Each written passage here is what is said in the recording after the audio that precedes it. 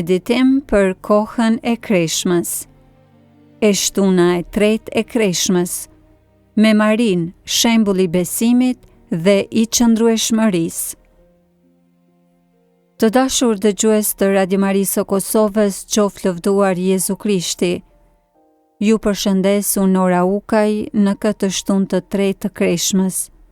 Kemi përshkuar një javë të thellë reflektimi mbi dashurinë, faljen, kthimin, durimin dhe sakrificën.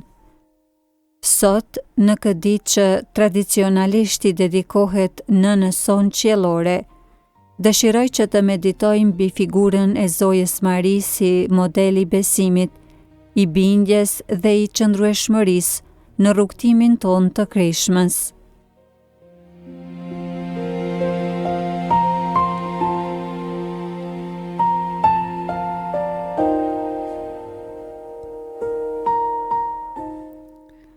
Për sot, le të dëgjojmë nga Ungjilli sipas Lukës, kapitulli i parë, vargje 38, ku Maria jep ponë e saj të madhe ndaj vullnetit të Zotit.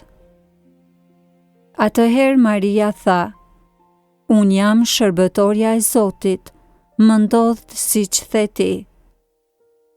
Atëherë engjëlli u largua prej pranisë së saj.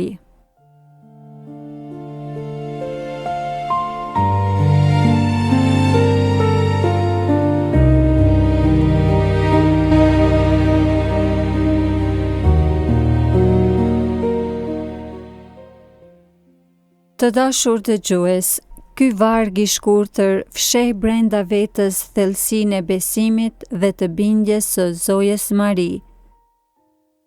Përballë një lajmi të jashtëzakonshëm dhe njerëzisht të pakuptueshëm, pra që të bëhej nënë e birit të Zotit pa njohur burr, Maria nuk hezitoi.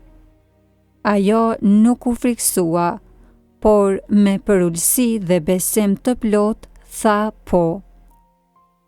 Ja shërbëtorja e Zotit, le të më ndodh mua sipas fjalës sate. Maria është shembulli i përsosur i asaj se çfarë kreshma na thërret që të bëhemi, pra të lirë nga vullneti ynë, të hapur ndaj vullnetit të Zotit. Ajo nuk e kuptonte plotësisht planin e Zotit, por besoi. Ajo nuk e dinte se çfarë priste, por i u dorëzua vullnetit hyjnor. Ajo nuk u tremb nga stigmatizimi social apo nga vështirësitë që do të pasonin, por qëndroi e fortë në besimin e saj. Gjatë kreshmës, edhe ne jemi të ftuar që ta imitojmë Marinë në qëndrimin e saj të bindjes, duke i medituar me seriozitet këto pyetje brenda vetës. Sa shpesh hezitojmë që të themi po ndaj thirrjes së Zotit? Sa shpesh na mungon besimi për t'u dorëzuar planeve të Tij, sidomos kur ato na duken të vështira apo të pakuptueshme? Maria na dëshmon se besimi i vërtet nuk lidhet me mungesën e dyshimit, por me vendimin për t'i besuar Zotit pavarësisht dyshimeve. Këmbgulja e Marisë nuk u ndal me ponë e saj, përkundrazi, ajo e shoqëroi Jezusin gjatë gjithë jetës së tij, që nga Betlehemi e deri në Kalvar. Ajo qëndroi nën kryq, duke vuajtur në heshtje, e duke dëshmuar kështu sakrificën më të lartë të birit të saj. Kjo qëndrueshmëri në vuajtje, e kjo besnikëri deri në fund, e bëjnë Marinë modelin ton të durimit dhe të shpresës. Kjo e shtunë na ofron një mundësi të mrekullueshme për t'ju afruar nënës sonë qiellore.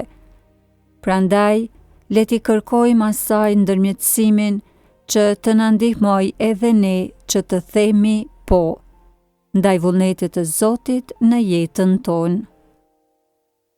Le t'i kërkojmë asaj forcë për të qëndruar besnik ndaj zotimeve tona të kreshmës, edhe kur ndeshim vështirësi. Le t'i kërkojmë asaj që të na udhëheq në këtë rrugtim drejt Pashkës, duke na mësuar se si ta duam Jezusin me një zemër të ngjashme me të sajën.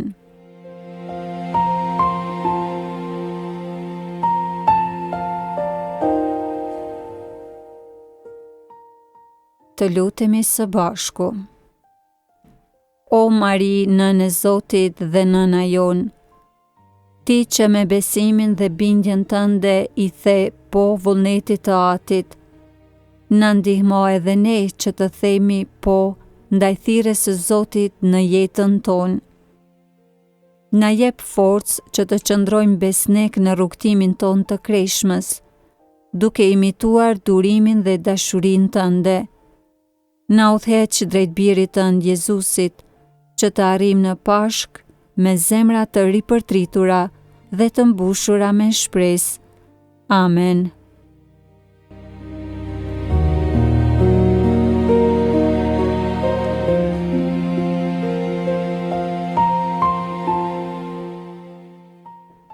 Të dashur dëgjues, për këtë të shtunë juftoj që të lusni rozarën ose të lusni një të falemi Mari me qëllimin e veçantë, që t'i kërkoni nënës Mari ndërmjetësimin për t'u rritur në besim dhe në bindje ndaj vullnetit të Zotit. Lëreni atë që t'ju udhëheq drejt Jezu Krishtit. Zoti ju bekov dhe ju udhëheq në këtë ditë të shenjtë. Ju presim nesër përsëri për meditimin e së dielës, kur do të festojmë një tjetër hap në rrugtimin ton të kreshmave. Hiri i Zotit qoftë me ju.